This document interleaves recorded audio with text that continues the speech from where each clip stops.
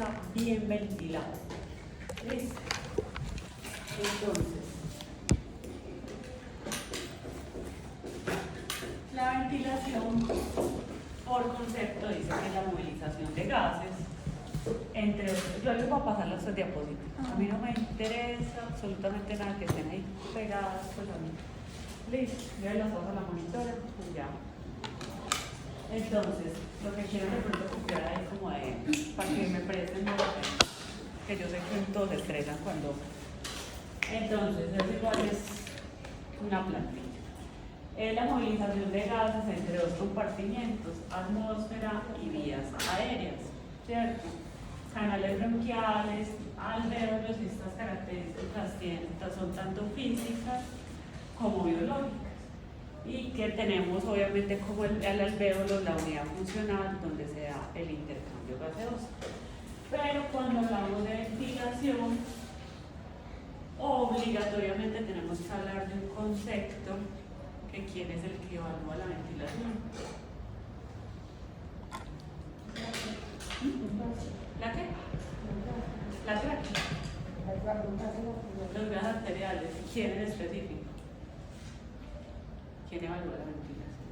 Mire que me dice ventilación. Obvio. La ventilación es evaluada por el CO2. Es el CO2. Entonces, hay un concepto muy importante que tenemos con la ventilación y es que es la presión arterial de CO2, que normalmente por gases arteriales tiene un valor de ¿cuánto? 35-45. Exactamente, de 35 a 45 ¿qué? Milímetros de mercurio. Que cuando yo tengo un valor superior a los 45 milímetros de mercurio, ¿cómo se llama?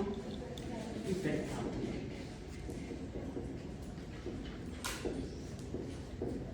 Y que cuando tengo un valor por debajo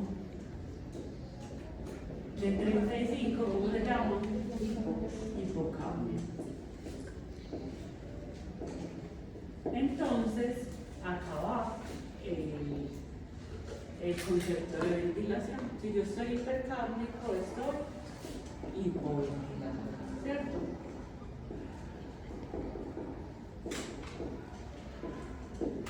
Y si yo estoy hipocámbico, estoy ¿qué? Hiperventilado.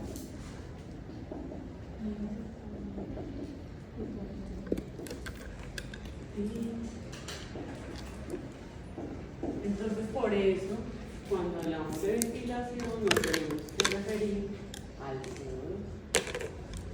¿Esa parte está clara? Listo. Entonces, nosotros tenemos un ciclo ventilatorio en el que entra el aire.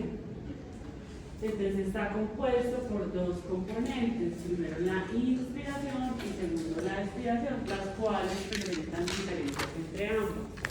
Entonces por aquí yo creo que nos trae por allá a colación el colegio cuando teníamos el plano cartesiano asqueroso de eso, que a todos yo creo que nos dio palo, yo no sé, todo el personal de salud odia las matemáticas por lo general. Entonces esto es una gráfica de flujo-volumen, ¿cierto? Flujo sobre volumen. Entonces, todo lo que tenemos aquí abajo, ¿ustedes se acuerdan si era positivo o negativo? Negativo. Y todo lo que tenemos aquí arriba es positivo. Entonces, ¿con qué comenzamos nosotros? Con la inspiración, que es negativa, y la expiración es positiva. ¿Listo? Hasta ahí vamos súper claro.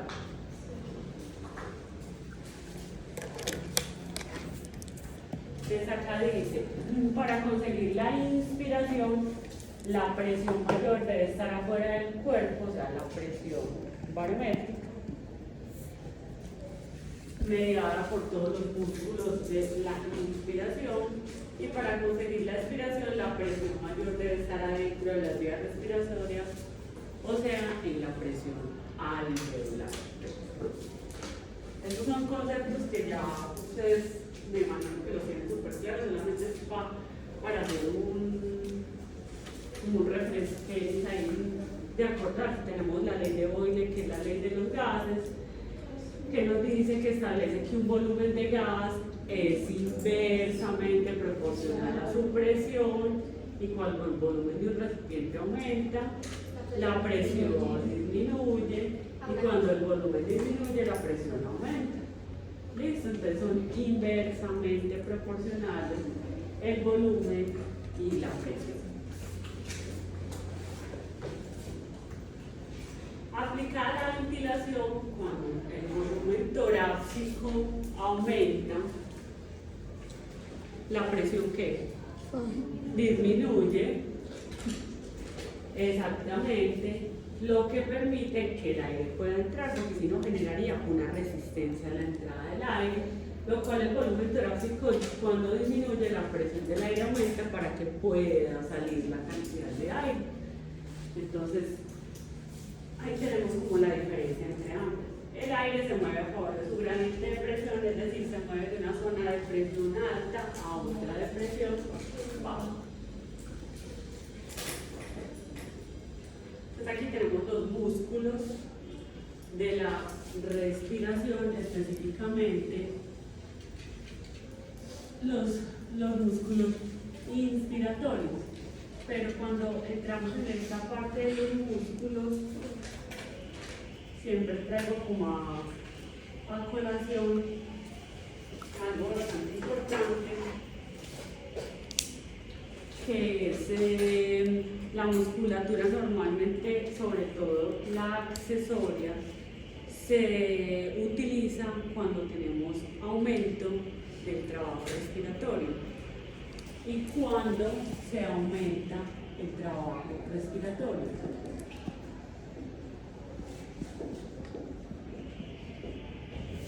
¿En qué situaciones se presenta el aumento del trabajo respiratorio? Los escucho. No necesariamente. El paciente con hipótesis hipoxémico todo el tiempo. No necesariamente. No patología. ¿En qué situación clínica usted ve que hay un aumento del trabajo respiratorio? A nivel semiológico. Cuando falla la función muscular. Semiológico, Daniela.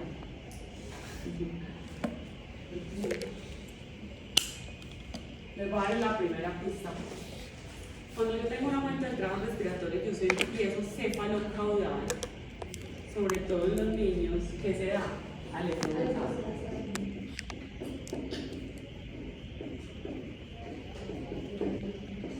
Dos, ¿qué más tenemos ahí de ahí para abajo? Que yo pueda ver que aumento el trabajo. La cianosis no implica musculatura. Vamos más arriba. Queda aquí.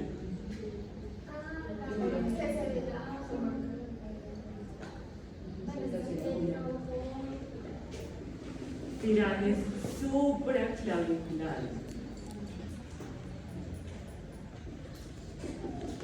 ¿Qué se ve aquí? El externo. Usted hace el esfuerzo al respirar y se ven los tirajes supraclaviculares. De ahí para allá, ¿qué más? ¿Los qué? ¿Cómo se llama? No. Retracciones intercostales.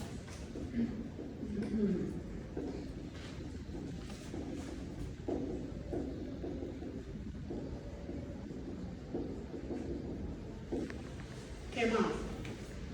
Puede generar un aumento del trabajo respiratorio. Entonces, cuando ponemos esto a funcionar es porque esos músculos están empezando a trabajar. Porque yo ya llegué a un nivel de cansancio, estoy tan fatigado, tengo tanta disnea, que ya empecé a hacer este tipo de manifestaciones en mi cuerpo. que es una primera alerta roja, que una bandera roja, y aquí está pasando algo que no está funcionando bien.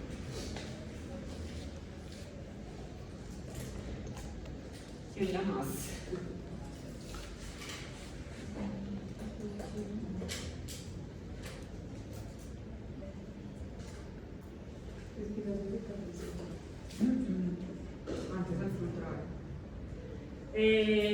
Disbalance tóraco-abdominal. No sé si habían escuchado el término.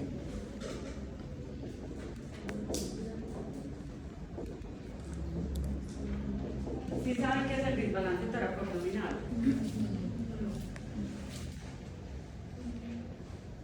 El patrón se pierde completamente. Entonces, esto va acompañado de polipnea,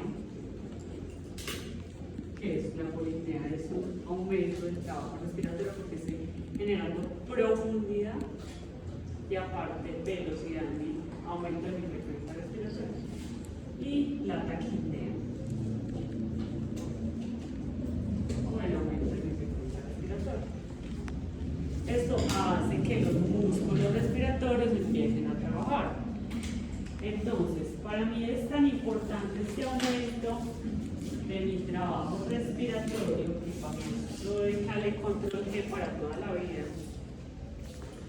¿Por qué? Porque hay pacientes que usted perfectamente los ve. Acabo de hacer, como le lleva 3 días de un postoperatorio abdominal. Pongámosle que le hicieron un colelado, o sea, unos cálculos en la vesícula de forma laparoscópica. Listo. El paciente está en su camita con mucho dolor, pero usted lo remitieron a hacerle terapia respiratoria porque es un paciente postoperatorio, está muy postrado en cama, no quiere mover, no quiere ir al baño porque le duele hasta el pelo y aparte es hombre. Entonces, porque más flojos. Entonces, a ver si hacemos un poquitico de responsión pulmonar, activamos músculos, todo el cuento, pero te encontraste que ese paciente satura 93%, pero está con retracciones intercostales y aparte está como somnoliento. Ah, pero es que satura 93 está súper bien, porque esa es la respuesta de muchos. Satura 93. ¿Ustedes qué harían? Oxígeno que me muero. ¿Quién da más? Que ella le pondría oxígeno. ¿Qué harían ustedes? Está somnoliento, satura 93 y tiene retracciones intercostales. Y no quiere moverse porque le duele hasta el pelo, hasta la uña del dedo. ¿Cuál sería la solución? Con 93 aguanta ponerle oxígeno. Yo casi con dolor era como mayor gasto, mayor sabor respiratorio. Exactamente. Entonces un paciente con dolor, así sature 93%, tanto el dolor como las retracciones intercostales ya son un predictor para poner oxígeno, porque el trabajo respiratorio va por encima de la saturación de oxígeno. Porque si yo a este paciente le permito que se quede más de 24 horas con retracciones intercostales, va a llegar a un punto en que ese músculo se va a fatigar y puede ser tan severo que el paciente me puede entrar hasta el paro. ¿Quién se aguanta esto todo el día? Nadie. Y aparte con dolor. Entonces va a respirar, obviamente, con limitación superficial, pero con la retracción ahí, y una saturación de 93, pues divinamente, pues espectacular. Está así dentro de los límites, pero tampoco bruta la cartera, en cualquier momento perfectamente el paciente puede empezar a generar desaturación y se puede empezar a cansar. Y la otra alerta roja es que un paciente somnoliento es un paciente que casi siempre está narcotizado por el CO2. Entonces, si hay más CO2 que oxígeno, puede hacer perfectamente una depresión respiratoria y también fallar rápidamente. Entonces ahí hay que estar muy alerta. Por eso para mí el aumento del trabajo respiratorio y el dolor, que no hace parte del aumento del trabajo respiratorio, pero sí es una parte muy importante a la hora de tener presente la parte de la instauración del oxígeno en los pacientes, prima por encima de la saturación de oxígeno. Siempre el aumento del trabajo respiratorio va a ser mucho más importante que la saturación como tal. Hay pacientes que pueden saturar de hecho hasta 98 y usted los ve con tirajes, retracciones, aletas, como mejor dicho, con el combo que nota. Y uno dice, ay, pero está a 98. Y yo le pongo otro pulsóximetro y efectivamente no. Venga, que hay que ponerle oxígeno porque ese paciente va a llegar a un punto en que se va a fatigar. ¿Listo? Entonces, esto se llama a modo como de repaso. Ya sabemos que la inspiración es un proceso netamente activo, la expiración es un proceso pasivo, que los músculos de la inspiración tienen los productores de la fase, que el principal ahí es del diafragma, la reina, al igual que los intercostales externos, que tenemos unos accesorios que es el esternocleidomastoideo, los escalenos, el pectoral mayor menor, trapecios y cerrados. ¿Listo? Y hay unos momentos de la fase de la inspiración que serán, que lo primero es que debe haber un descenso del diafragma, cuando el músculo hace un trabajo del 80% y que es posible que asuma el 100% en condiciones patológicas. Entonces normalmente se hace el descenso del diafragma. Posteriormente se aumenta el diámetro vertical y los intercostales externos aumentan el diámetro antero-posterior y transverso para generar la ocupación de todo el volumen de aire que va a entrar y se genera la expansión. Nosotros acá tenemos otro plano cartesiano, que ya sabemos que todo lo que está abajo es negativo y que siempre vamos a encontrar la inspiración y que en la parte de arriba vamos a encontrar la expiración. Y en esta curva de presión-tiempo tenemos a modo de recorder la presión pleural, que al comienzo es más o menos de 5 centímetros de agua, siempre va a ser negativa la presión pleural. Durante la expiración se hace un poquito más negativa, de menos 7 centímetros de agua, pero nunca positiva. Y la presión alveolar en la inspiración va a ser de -1 y en la expiración de +1. ¿Listo? Para poder permitir mejorar. Bueno, ahora vamos con un concepto extremadamente importante.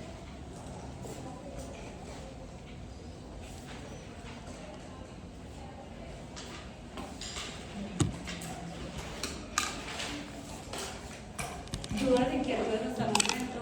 ¿Vamos bien?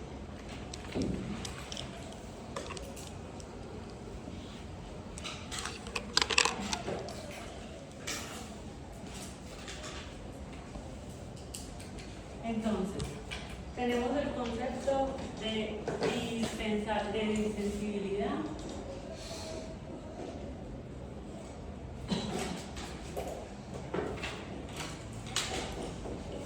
Que cuando llega una ventilación mecánica ya no le dice distensibilidad, sino compliance. Es la misma palabra, pero en inglés. Compliance. Compliance. Pero así se dice en inglés. Entonces ya no le dicen la compliance, dinámica y estática. Bueno, la capacidad de los pulmones y el tórax de expandirse y volver a su posición normal sin deformarse es esencial en la respiración. Tiene una ecuación que es control G para toda la vida. Delta de volumen sobre delta de presión. ¿Qué significa la delta? Cambios. Significa cambios. Cambio de volumen sobre cambios de presión. Listo. El término de distensibilidad va a hacerlo lo más poquito que se pueda, va ligado netamente a la inspiración. Miren, es la capacidad de expandirse.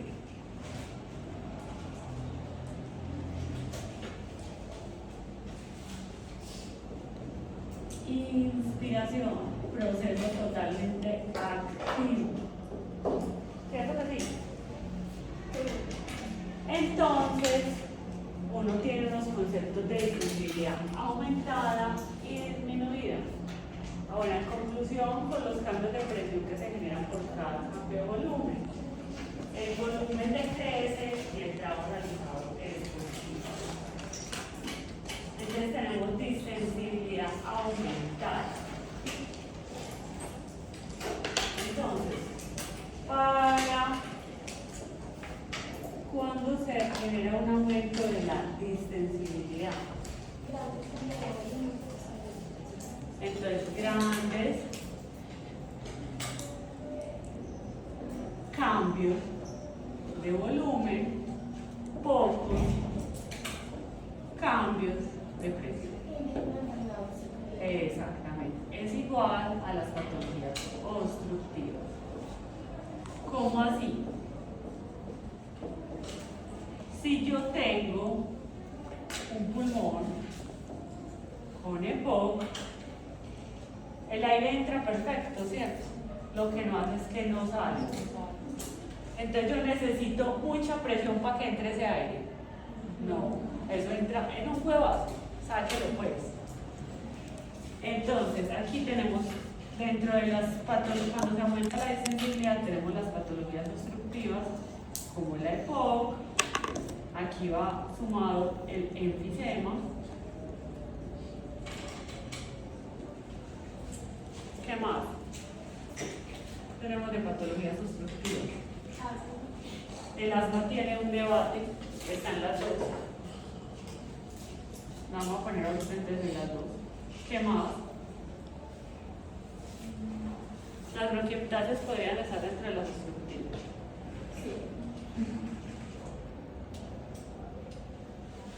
Sí.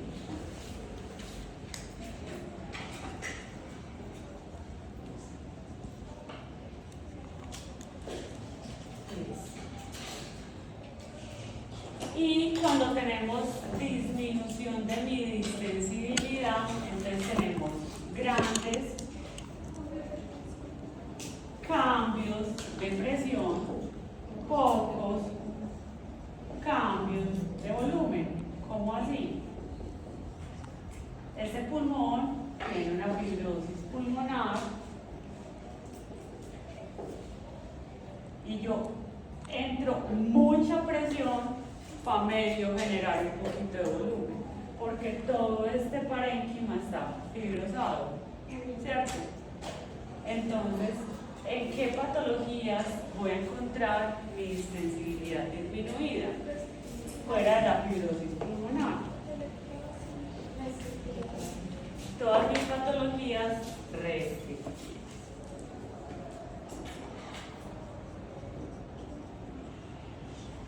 Entonces, esto es el pilar de muchas cosas, tanto en ventilación mecánica como en técnicas de terapia respiratoria.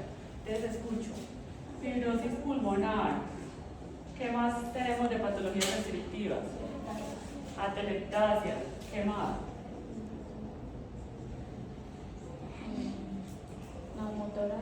Neumotoras. ¿Qué más? Asma, ahí el plus. ¿Qué más?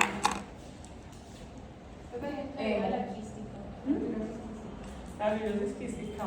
Profe, el emo no. ¿El qué? Hemomotor. Hemonemotoras.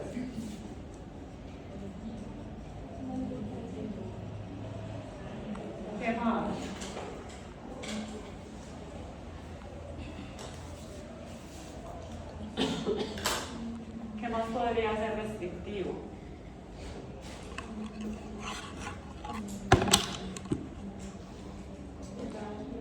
Derrame pleural. Las bulas ocupan. ¿Qué más?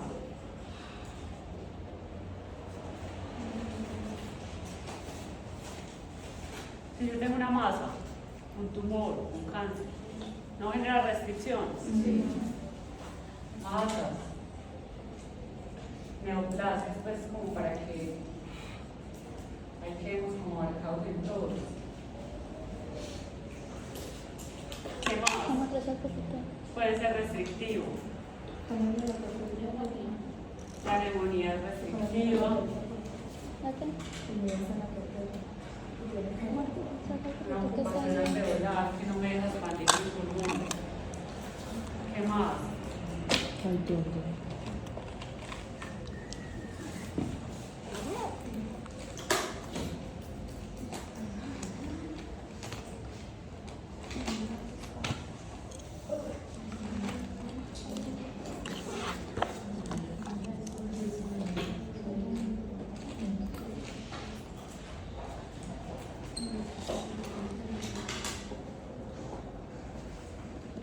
¿Qué más podría ser restrictivo?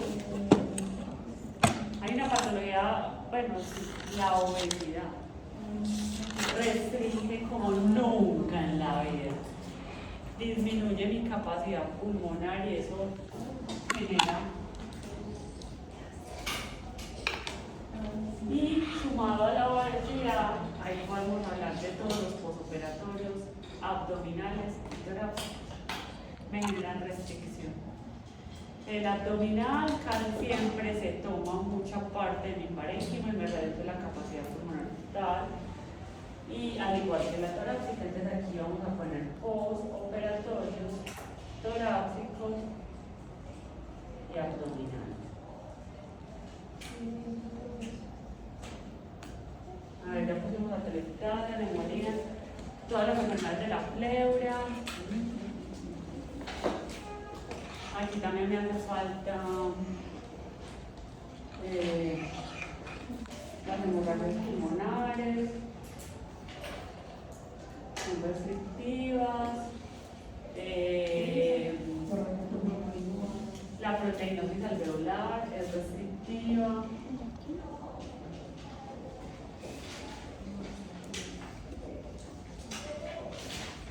¿Qué más faltará? ¿Ah? Listo.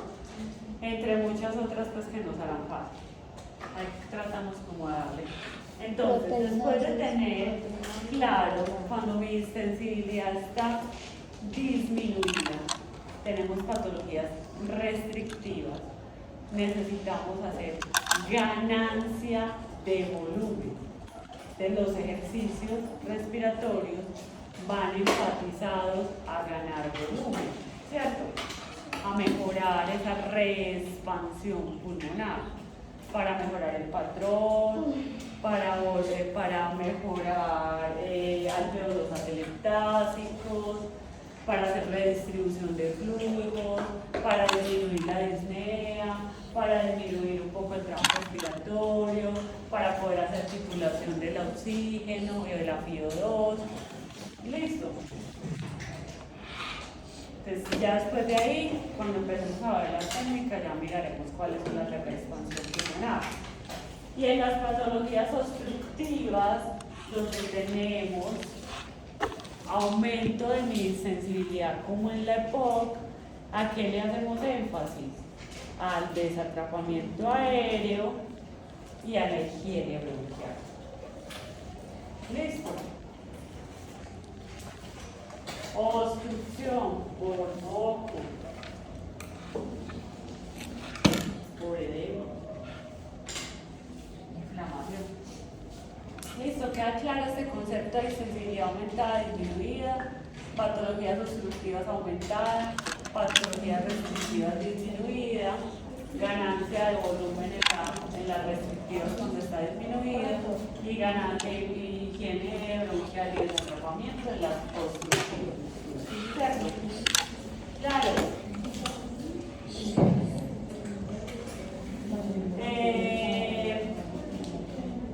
Entonces aquí tenemos el concepto de sensibilidad aumentada, con pocos cambios de presión, grandes cambios de volumen, patologías obstructivas. Ahí tenemos el ejemplo claro.